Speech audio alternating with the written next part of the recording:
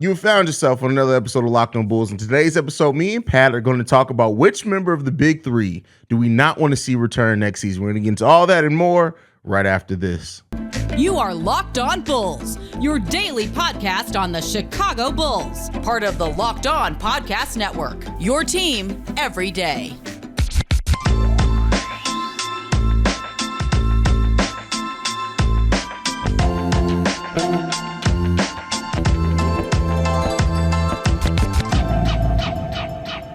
Thank you for tuning in to Locked On Bulls, member of the Locked On Podcast Network, where it's your team every day. Today's episode is brought to you by FanDuel Sportsbook, the official sportsbook partner of Locked On. Make every moment more. Visit FanDuel.com/LockedOn today to get started. That's Pat the Designer, host and creator of the Windy City Breeze. I'm Haize, host and creator of Chicago Bulls Central. Pat, Casey Johnson had an interview with Give Me the Hot Sauce. Shout out to Stacey King, by the way, who's been on both of our shows. We're going to try to get him on here eventually. When that internet get right, bro, we got to get either Stacey got to be here. It was pretty good on the Casey Johnson interview. I'll give him that. He was in the studio. He wired in the stew. Yeah, we got to start telling Stacey, like, bro, you got to be in the studio, fam. You got to be in the studio. But Casey Johnson was on here, and he was saying that he does not think that the Bulls front office are as against moving either Zach or Demar as once previously thought. Now, of course, some articles took that and ran with it and tried to turn it into something else. Basically, just Casey Johnson saying he wouldn't be surprised if one of them were moved. So I'm going to throw the question to you on this one. We're going to expand it a little bit. As far as the big three, Vooch, Demar, Zach, if you had to pick one of them to not return next season, who you think it is?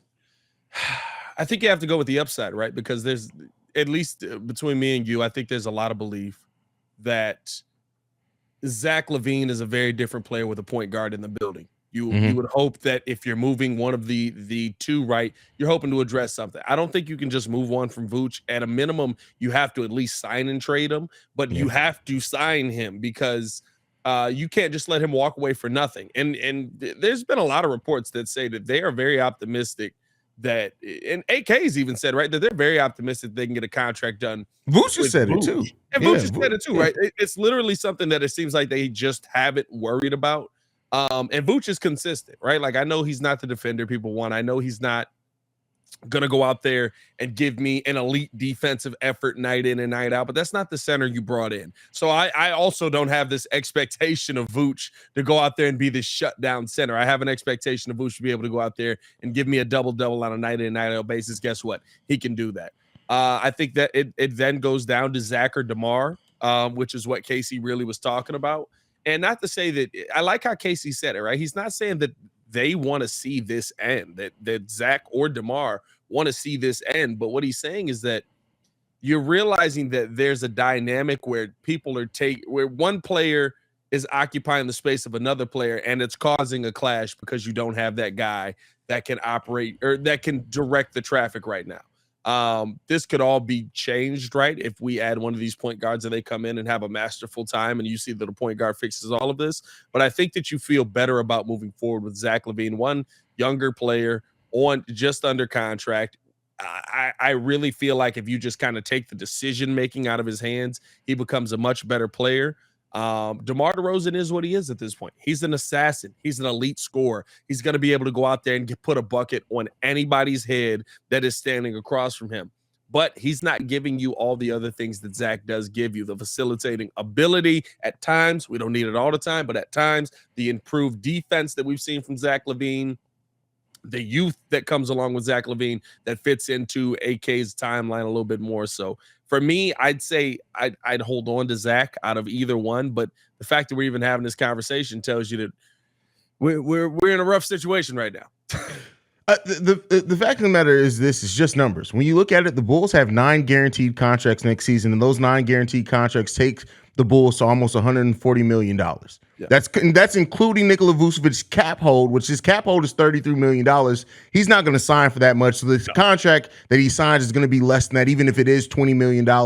That's going to bring in even more cap space. But this is what I'm saying. You have to improve this team in a meaningful way. You have, Zach LaVine making $40 million a year. You have DeMar DeRozan making $28 million a year. The fact of the matter is, if you're talking about modernizing the Chicago Bulls offense, unfortunately, DeMar has to be the one to go. That's the one that I would have to bet on being the one to go. And it's not anything against him. It's not like this indictment that DeMar suck or the DeFrozen thing. It has nothing to do with that. It has simply to do with right now, to veteran teams, DeMar's probably going to net you the most back. You take that back, and then you're going to free it. If the Bulls do free up and make a move for DeMar DeRozan trade him away, you open up some more cap space potentially. You're probably going to have to get multiple players back to match that salary. And then, you're still a little bit older, right? Because you still have Vooch. But you at that point, it allows you to bring in a more modern three or move Patrick Williams back to the three. And here's what I'm saying. I know we talk about we need a point guard, and we do. I'm not against the point guard movement at all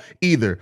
But to me, the Bulls would be potentially a better offense if you just have somebody at the three that even does a lot of the ball handling like DeMar does, but is more of a threat to be a 3-point, like having that just a threat to shoot the three, right? Yeah. That ability to be a multiple level scorer. DeMar operates just in the mid range and the post. He basically operates as a center. You didn't free up Nikola Vucevic a little bit more. You free up more touches for other players.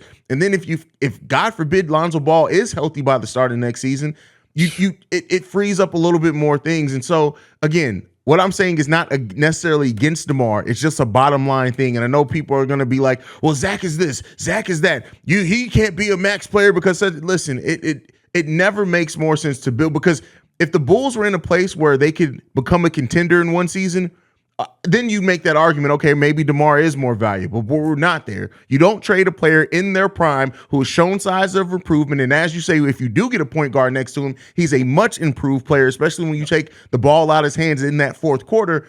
And then, Zach LaVine at one point, 10th in the NBA in scoring and one of the most efficient players. If you get that back with making improvements around your team, that's what you need, in my opinion. So what do you think? I love the fact that you said modernizing the offense, right? Like the thing is, DeMar DeRozan plays a style of offense that is not common in today's NBA. Doesn't mean it can't lead to wins. It clearly can, right? When you let DeMar DeRozan go off and just score, that can lead you to wins. It can lead you to a lot of wins. We saw that last season with the Bulls. But the biggest thing that the Bulls need right now is a modernization of this offense. And my God, you need somebody that can knock down a three ball outside of just Zach LaVine if he's hot and Kobe White if he's hot, right? Like, and so it would be nice to have somebody in the starting lineup that has the ability to knock down a three and has more of a willingness to knock down a three. Maybe that is Patrick Williams if DeMar isn't a part of this offense and he has to take shots, but we haven't seen that willingness from P. Will either this season. I'll tell you who'll be willing to do it, Dalen Terry. Dalen Terry is willing to take any shot you allow him to have. And here's the thing, right? Like maybe that is one of the answers that, and we'll talk about, right? Like who's going to get some more time on the floor, depending on if DeMar actually misses time, how much time he's going to miss, stuff like that. But you have to find that guy that's going to go out there night in and night out and be able to keep this offense in the 21st century. I guess 21st century, a little harsh, in 2023, right? Like we're an offense right now that literally looks like the Chicago Bulls offense looked when Kirk Heinrich was a rookie. Bro, you hit the nail on the head, bro. Like it's no different, bro. It's no different. We might as well put Michael Sweetney out there, bro. Right, you know what I mean? DeMar blew all dang, dive into the bucket. It's like what do we really? Pre-growth spurt, by the way. Yeah. I still remember the time that it was reported that Tom Thibodeau, it was the second practice after he took over the team, that he stopped the complete practice when Luol Deng took one of those long twos and was like, hey, man, can you just take a step back, shoot the three, bro? Like that. I will never forget that, bro. Never forget that. It used to kill me, dog. Like I remember there was this total sidebar. I remember there was certain players in the NBA that legit could knock down a three-pointer, like one step inside the three-point line. Mm-hmm. Or two-pointer, one step inside the three-point line. But they wouldn't take the three. Kevin Garnett used to blow my mind with that, bro. Like, I mean, like inches inside the two. Cash. If he stepped outside, he'd miss.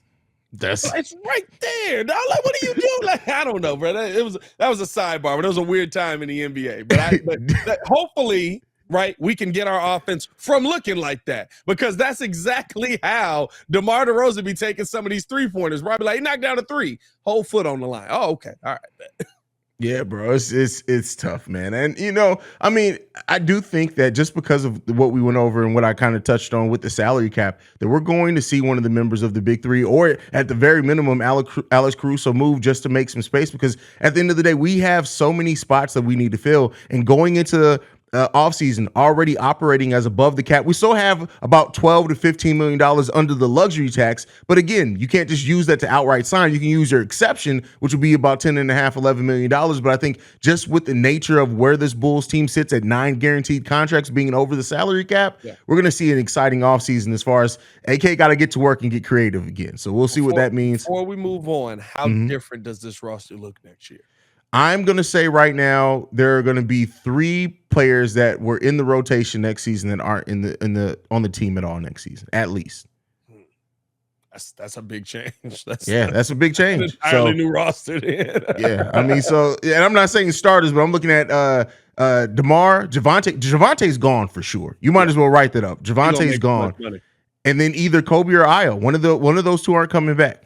That's my opinion.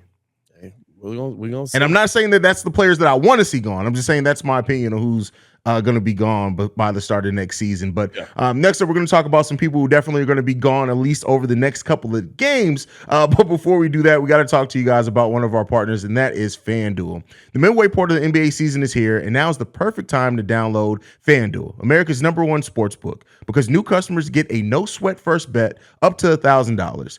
That's bonus bets back if your first bet doesn't win. Just download the FanDuel Sports app. It's safe, secure, and super easy to use. Then you can bet on everything from the money line to the point scores and threes drained. Plus, FanDuel even lets you combine your bets for a chance at an even bigger payout with same-day parlay. So don't miss the chance to get your no-sweat first bet up to $1,000 in bonus bets when you go to FanDuel.com/lockedon. That's FanDuel.com/lockedon to learn more. Make every moment more with FanDuel, an official sports betting partner of the NBA. All right, Pat. So one thing is very consistent with the Chicago Bulls. That's inconsistent play, and that's injuries. DJJ and Demar have already been ruled out for our next game tonight against the Indiana Pacers. Pat, who steps up big time? Well, we'll talk about that in a minute. The injuries themselves. What do you think about missing Demar and DJJ? Demar possibly for an extended period of time when you just hear about a grade 1 contusion to his hip or something like that it is? I mean, that's big, right? Those are big rotational pieces, but the part that it's tough to say, right? But the part that you kind of feel like is I don't want to say a blessing. It's 2 dudes that got hurt. A blessing is the wrong word. Like the part that you feel like you can gain from it is you finally get to see guys that you weren't going to see in general. Because Billy Donovan sometimes just doesn't play them if those guys exist. But it's no matter what we say, we're not a better team without DeMar DeRozan. We're not a better team without DJJ as we're currently constructed, right? Like if there's other pieces that come in, it could change things. But right now, we're not a better team without those guys on the court. It's just another rotational piece that has shortened our rotation even more. And listen, it only goes so deep. There's only one player off of this bench we really want to see, and that's Dalen Terry. Outside of that, like, are we really clamoring to see Malcolm Hill? Maybe Carlik Jones after a 35-point game. But like, we'll talk about that. We'll talk about that. See anybody else off of this bench outside of DeMar or Dalen or DJJ right now? Here's what I'm gonna say. I'm gonna throw this question to you, and this kind of mixing the 2 segments, but forget it. It is what it is. We're podcasters. We'll figure this out. Do you, just for the size, because at this point, you got Drummond out there. Do you see Drummond playing 25, 28 minutes? Do we get a look at Tony Bradley, or do we see Marko Simonovic get a call up and play some minutes? Who? That's exactly what Billy Donovan said. Yeah. Because he called down to the G League. He's like, we're missing Derrick Jones Jr. He's been playing some backup center for us. He's on the phone with the G League coach. He's like, oh, so you want me to send Marco up? He was like, Marco? I was calling about Carlik. Who's Marco? I think we're gonna see a shortened rotation. Okay. I think that's what we're gonna see from the Chicago Bulls, like we always do, right? We're gonna see them go 7 deep, maybe, right? Like 6 deep. At 7 most. is all the whole roster at this point, That's all that's considering left, right? Like, I mean, AC's. honestly, Yeah. AC's banged up and DJJ. Now, like, here's the thing: it forces some things that we've kind of this is the lineup you want to see. This is your lineup that you wanted to see, that everybody's wanted to see, right? What is P. Will going to look like? Because at this point, he's got to be the 3, right? Well, they haven't done it even when DeMar missed before. They just started AC. Yeah, but they had DJJ and AC to plug in. Yeah, I mean, so now bro, you're talking about P. Will possibly sliding over to the because 3. who you going to play at the 4 then? Vooch. That's not gonna happen. I tell you, that's not. I can tell you right now, that's not gonna happen. That's why what's gonna happen? Mark my words. And we could. This is just fun. I guarantee you, Kobe White's gonna be in the starting lineup. Zach's moving to the 3. They're not moving Patrick Williams to the 3. Io to the 1, Kobe to the 2. I can see that. That's not that big of a surprise. I can see that. I'd be stupid, but I can see that. I guess we can't put stupid past the Chicago Bulls this year, right? Is there any chance? Let's put a percentage on it. Any chance the rookie gets the start at the 3? No. Okay. No chance. I'll play Vince McMahon's theme music. Yeah, exactly. You guys know you know. I'll ask you. Pretty good. That was a pretty good bar, actually. I couldn't let that just go past. I'll ask you this, right? When you're talking about the injury that could be long term for Demar, at least probably past the All-Star break. I would think. I mean, a grade 1 strain. Not that it's terrible, right? It's not season ending, but he's gonna miss some time here. Especially with we only got 2 games left before the All-Star break. In my mind, you let him sit. You get 2 games. He gets another week off. Yeah. Just by the nature of sitting those 2 games, you might as well, like, I get it. We need the wins, but at the same time, do you want to try to fight for wins now, or do you want to get them some rest? Then we can try to battle out these wins after the All-Star break. So. That's the real question. But my question here is, right, like, is this a moment where Kobe White has an opportunity to really show what he can bring to a starting lineup right now, right? Like, I think that's a guy that absolutely could step up. We get to see the dynamic of Io and Kobe together. That was something that was really highly touted last year because they played on the U18 team. For USA, right? So is this the time where Kobe White finally gets to say, hey, let me show you what this offseason actually brought? I mean, it could be. I mean, to my knowledge, has Kobe started any this season? I have to look that up real quick. But I don't remember. No, Kobe I feel like he did. Kobe started none. He's played 49 games. He started 0. He started 17 last season. So the fact of the matter is this: is that Kobe, what he's shown with the growth defensively and passing the ball and taking players off the dribble, I'm not mad at having that in the starting lineup. That frees Zach off the ball some. Let him come off screens. Let him shoot off ball. So I'm not mad at it at all. And then Io and Kobe did have some nice chemistry last season together when they did come off the bench before Lonzo ended up going down. So this isn't the Kobe White of old. I'm not concerned anymore. Like it used to be if Kobe's in the starting lineup, it was like, all right, man, we just going all offense. Kobe's defense and activity, and even he's getting block shots now with the dinosaur arms. I'm okay with it. The rim helped a lot. The rim helped. Yeah. I love how we look past that. He hit the rim first, and then Kobe blocked it. Right? Kobe was set up for a poster on that mug. I'm gonna give him credit on the block. No, I think that this is a time, right, where to me, right, Kobe White has an opportunity to do one of 2 things. Prove that you're either like a combo guard that, hey, now that I've worked on these things, worked on my handles, worked on my facilitating, worked on my IQ in the offseason, I can be a point guard in this NBA and I can find some time on the court at the point guard or the 2 guard spot.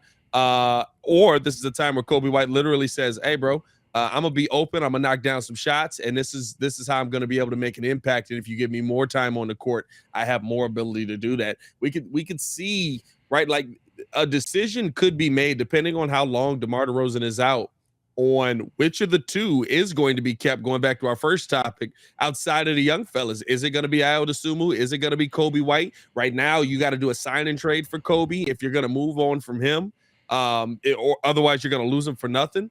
And Ayo Dosunmu is kind of in the same situation right now. Do you think there's a chance that they Mo Bamba Kobe? Not the fact of like renouncing his rights, but they sign him because they have to, and then maybe look to move him at the deadline next trade deadline. I don't know, because like there was so much production from Kobe this season, right? Like I can't say it's out of the realm of possibility, but like Mo Bamba just like stopped getting used. Like that was like, after he signed his deal though, right? That's Yeah. after he signed his deal. So even when he was I don't know, Mo Bamba was a weird situation. Like he was the ultimate hot and cold player. I watched Mo Bamba go off for like 35 in the first quarter or first half, and he finished the game with 40 and played the whole game. Like I guess I could see it, but I think Kobe would have more of an impact. So you might look at Kobe as a reason to hold on to him. But I guess it's probably easier if you got that guy under contract and he's playing well as well. Yeah.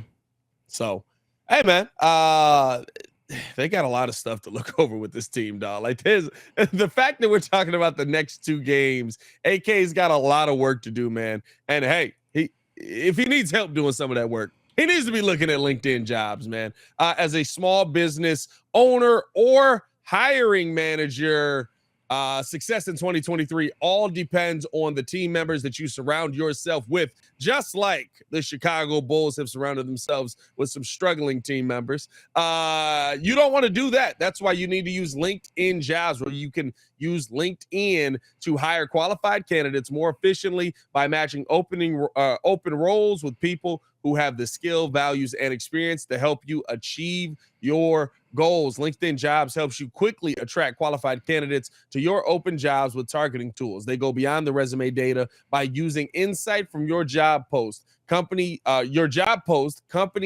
their 875 million members profiles to put in your post for the most qualified candidates. It's why small business rates LinkedIn Jobs #1 in delivering quality hires versus the leading competitors. Here's the thing. LinkedIn makes it easy to screen and rate applicants based on your job qualifications, all on one platform. And all you have to do is go to LinkedIn Jobs. If you want to find candidates that you can talk to faster, post your job for free at LinkedIn Jobs /LockedOnNBA. That's LinkedIn.com /LockedOnNBA to post your job for free. Terms and conditions do apply.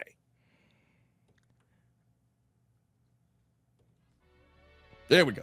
There we go. All right, Pat. So with Demar's absence, we're going to need somebody to step up. Now, that's been some of the biggest issues that in the games that Demar has set. We've seen Zach in some of those games still go off, but not really have much help from anyone else. Considering DJJ is going to be out, we don't know the status of Alex Caruso. Everything going on around this team right now with the injury. Who do you think steps up the most in the absence of DeMar DeRozan? I think this is a Zach moment. I will say Zach LaVine is going to step up. I think that the biggest assist to him could be Dalen Terry, because he's going to be a player that's going to get minutes. He has to get minutes at this point, right? Like there's literally, right? Like we say that, and then Billy he'll play 4 minutes. He might not, right? Like he literally might not. If he don't play him at this point, he hates him. Right, like that's what it comes to. Like it's like, oh, like you think he's Marco, like you're just assuming that he's Marco Simonovic. But no, right? Like I think Dalen Terry, first off, right, this is the perfect set of circumstances for him to get the opportunity. He has shown you that he is willing to come out and play defense. He has shown you that he has a willingness to come out and go the extra mile for you, give you the hustle, give you the heart, give you the dedication that you have been looking for from your starting, or from a player on the court, from your starting lineup in general, right? Or from a player on the court. And so I think that Dalen Terry is a guy that's primed to get minutes in this situation. And it's going to be interesting to see if he's going to be able to take advantage of those. I think that he will be. I think that the fact that he's going to bring so much just energy, right? Like we're sitting here talking about maybe Russ can bring energy or Pat Beverly can bring energy. Let the kid that's on your bench bring some energy. The fact that he's going to be able to bring energy to a team that has seemed lifeless for so long. I don't know if he's going to play great. I don't know what kind of impact he's going to have. But at a minimum, I do believe that he's going to go out there and he's going to take pressure away from Zach LaVine having to do everything on the court. And that's going to allow Zach to operate a little bit easier.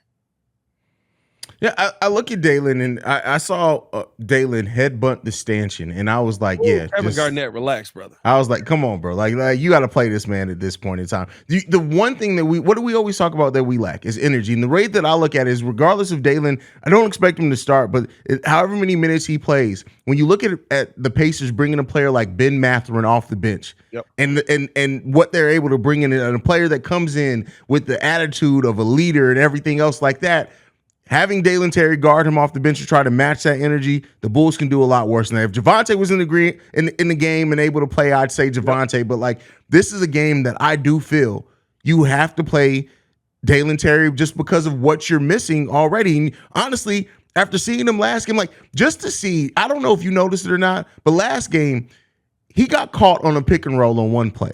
The very next play, he dodged he predicted the pick and roll coming and then guarded the pick and roll very well. Yeah. Sometimes with these rookies, no matter how raw they come in, you have to throw them out there and just watch them learn. You have to throw them off to the deep end and let them figure it out. And I understand when we were fighting and hoping that we were going to be this top 5 to 6 seed in the Eastern Conference, why you may not play a rookie in that. But we not that no more. So you might as well take a look at some of these younger players that could bring some of that energy that we are sorely missing on this team. And so Dalen, I just look at it. I'm not saying scoring or anything like that, but I look at like the energy, even his passing, like understanding how to move with space in the fast break. Those are things that who does that sound like? Draymond Green. We need some of that. So I'm fully expecting a triple single. And that's what from a rookie, that's cool. I just want to see you go out there and get like it's so sad to say. I just need somebody to have consistent energy. Yeah. And he's OC. That's what I love about him, dog. Like I'm telling y'all, I gotta find this clip, bro. Like Drummond is like fighting for a rebound, but it's like a perfect camera shot up the middle. And you just see Dalen Terry, right? Like, first off, he's the only player I've seen cut in a Chicago Bulls uniform in like 15 games. Because we've been missing Javonte. You know what I mean? Like, he's the only player I've seen cut in a while. But, dog, there's like literally just this film, and you just see him cutting full speed, like an action movie, just like ready to, it's like, bro, it's only like 15 feet, bro. Like, you're about to kill somebody if you actually run into him. So, I have some hope that Dalen's going to be able to bring that energy that the Bulls have been sorely missing. I hope that this is an opportunity for him to get on the court more consistently, and he's able to take advantage of it. And I think the saddest part of all of this is it tells you where we are with guys like Io and P. Will right now, where we're saying the next best help for Zach LaVine might be the fact that somebody's going to bring energy, and that could be a dude that hasn't gotten tick all year. That's tough. That's tough. Hey, I think P. Will can play. I think he's got talent. I don't know what he's going to bring on a night in, night out basis. I know Io can play. I'm not sure what's happened to him defensively. I think he's a little bit out of position as well, but it's not happening on a night in, night out basis. We know Vooch is going to be 15, 20, and 10, right? Like, that's Vooch. That's Vooch. Who's going to be the guy that's going to step up out of the other guys? And we're not talking about P. Will or Io. It's so, and with P. Will too, it's like when you see the flashes of him being aggressive, when you see the flashes of him crashing the boards, when you see the flashes of him realizing, oh no, I got the rebound, I'm about to take it all the way to the cup, stop me. It's like, hey, you look good doing it, do it more. At least get the foul. Like, come on, bro. And here's the thing, right? Like, this is another prime time. But the last time we saw DeMar DeRozan out of lineup was the time where I said P. Will's a bust.